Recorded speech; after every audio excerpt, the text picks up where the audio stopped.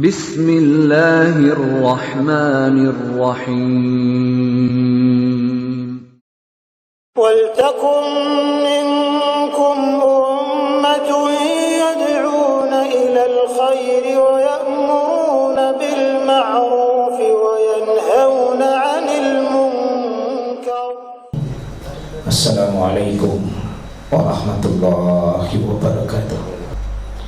Materi kajian kita masih tetap pada kajian hadis Arba'in An-Nawawiyah, dan kitab hadis ini yang sudah hampir kita jelaskan kurang lebih 6 tahun dengan pada masih hadis yang ke-36 hari ini. Ya, tentu saja sekalian, bukan cepat selesainya hadis, karena agama ini bukan cuma dipahami, tapi agama ini bagaimana kita amal, bagaimana kita mengamalkan. Sekali lagi, agama ini mau diamalkan, mau dibumikan, mau dipraktekkan.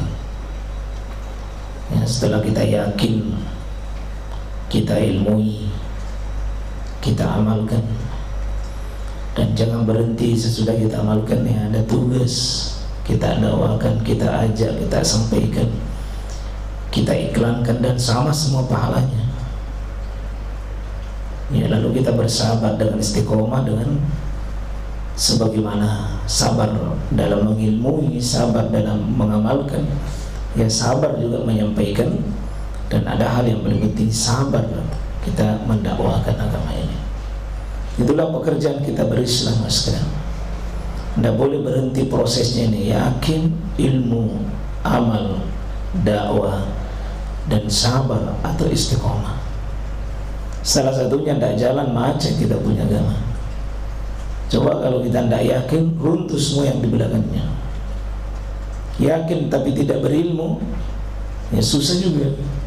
Apa yang mau dilakukan? Melakukan tanpa ilmu, besar sekali kesalahan fatal. Diketahui, diyakini, tapi tidak diamalkan, ya maka agama itu hanya sekedar dongeng dan sebuah cerita saja. Maka ayat-ayat Al-Quran, illal ladzina amanu wa amilus sholihat, beriman amal soleh, beriman beramal soleh.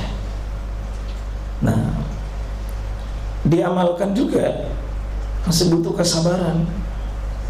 Ya, bagaimana beramal istiqomah, bagaimana beramal yang produktif, bagaimana beramal yang diterima di sisi Allah, amal yang benar, amal yang, dan ada nanti tingkatan-tingkatan amal. Ya, hari ini pembahasan hadis lebih banyak amalan. Kita mengamalkan, dan tingkat amalan ini tingkat super, tingkat tinggi sekali. Kenapa? Hampir semua amalan kita ini yang dibahas dalam hadis ini kaitannya dengan orang lain. Kaitannya dengan orang lain. Ya, maka amalan yang paling tertinggi sekalian bukan untuk diri, tapi untuk orang lain. Ini bagaimana kita hadir, orang lain mengambil manfaat dari diri kita, dan itu ibadah. Kalau seperti hitam tidak kita sujud, itu ibadah. Tapi coba kita sibuk untuk diri kita sendiri, berzikir, bertafakur, berdoa, ya itu untuk diri kita sendiri, dan sedikit sekali manfaat dibanding dengan amalan yang langsung menyentuh orang lain. Nah, ketika beramal dengan orang lain, ya butuh juga kesabaran, karena tidak semua orang bisa sepaham dengan apa yang kita pahami, yang terutama bermuamalah dengan orang lain. InsyaAllah materi kajian kita masuk di pembahasan hadis yang ke-36, dan kita sudah sering baca hadis ini. Yang mudah-mudahan, kenapa diulang-ulang ya?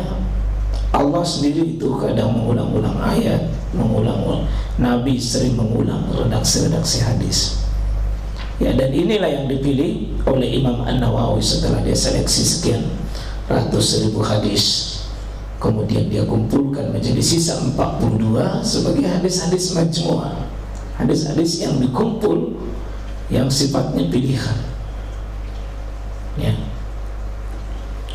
Ya, Dihafal dalam hadis ini bagus, tetapi yang paling penting kenapa diulang? Karena mau dijadikan bahagian dari hidup kita, mengkristal, menyatu bagian dari hidup ini. Alhamdulillah, masih hadis ini di hadis An Abi Hurairah radhiyallahu anhu. Ini seorang sahabat yang paling banyak meriwayatkan hadis ringkin satu Abu Hurairah Nabi dari Nabi SAW. Ini yang sering saya sampaikan. Kalau man, siapa sih dia, bersifat umum, universal ini. Man nafasa an mu'min, siapa yang bisa melepaskan, meringankan, menolong, memberi bantuan seorang mukmin. Ini arahnya mukmin dengan mukmin, ya, mukmin dengan mukmin. Apa yang dia lepaskan? Kurbatan, sebuah kesusahan, sebuah kesulitan. Kesusahan bagaimana? Min kurabid dunia, kesusahan duniawi. Ini bersifat umum, apapun kesusahannya. Kita hadir memberi manfaat kepada mereka, ya. Jadi terutama orang beriman, di saat dia butuh pertolongan, butuh bantuan, butuh dicukupkan, butuh ditutupi, butuh ya. Biasanya di sini menyangkut masalah harta, ya. Semua bersifat umum di sini, ya. Dan sekalian, sebuah ibadah itu kebaikannya adalah di saat-saat dibutuhkan. Pernah Nabi mengucapkan kata-kata begini, khairukum, yang terbaik dari kalian. Sehingga saya hadis nomor 1 dari kata khairukum, 10 kali Nabi ucapkan kata-kata itu. Nabi mulai dengan anfa'uhum linnas, yang terbaik dari kalian. Kemarin Pak, kalau Nabi yang langsung akui manusia terbaik, bukan pasangan kita yang akui baik, bukan tetangga yang akui baik, bukan manusia yang akui baik, langsung manusia terbaik yang mengatakan khairukum, yang terbaik dari kalian adalah anfa'uhum, yang bisa memberikan kontribusi kebaikan sesamanya kaum muslimin. Anfa'uhum linnas, yang paling bisa memberi kontribusi kebaikan. Nah, ini yang bahasa lainnya Nabi mengatakan wa ma arsalnaka illa rahmatan lil alamin, dan engkau tidak dikirim kecuali untuk menjadi rahmat dimanapun kau berada. Kalau ini kita pikir-pikir, Pak, ya, hadir dimanapun selalu anfa, memberi manfaat. Itu kunci itu. Dimanapun kita berada akan menjadi manusia terbaik, manusia paling mulia adalah berapa besar anfa'nya, manfaatnya. Kita catat baik-baik ini, Pak, kalimat itu. Manusia terbaik itu bukan karena sujudnya, bukan karena puasanya, bukan karena hajinya, bukan, tapi dia tercatat karena besarnya nilai kontribusi keumatan hadirnya dirinya. Jadi nilai kebaikan itu menjadi baik berapa besar orang yang dapat manfaat. Ya, karena itu seandainya kita ketemu sebuah ibadah, cari ibadah yang bisa memberikan manfaat lebih banyak pada waktu yang bersamaan. Karena itu juga harus kita cerdas supaya memilih sebuah amalan.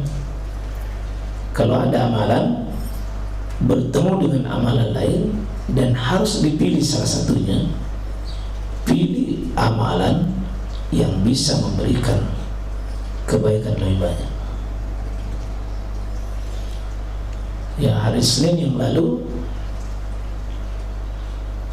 waktu puasa hari Senin, karena ada tamu dari daerah yang tentu dia sudah gugur jatuh puasanya karena dia musafir, apalagi keluarga dekat, maka pada hari Senin berpuasa, tapi satu sisi kita akan melayani tamu, membahagiakan tamu, Tidak mungkin kita suruh makan makili karena saya puasa. Pada saat kita boleh berpuasa, tapi coba di satu sisi tamu mau dilayani, tamu mau ditemani makan, bagaimana manfaat, bagaimana perasaannya kalau tamu disuruh makan? Kenapa tidak makan? Kita iya, kebiasaan saya puasa hari Senin. Nah bilang kalau begitu puasa tuh mau panik. Ini satu sisi sama-sama bermanfaat, tetapi ada satu anfa jauh lebih besar manfaatnya.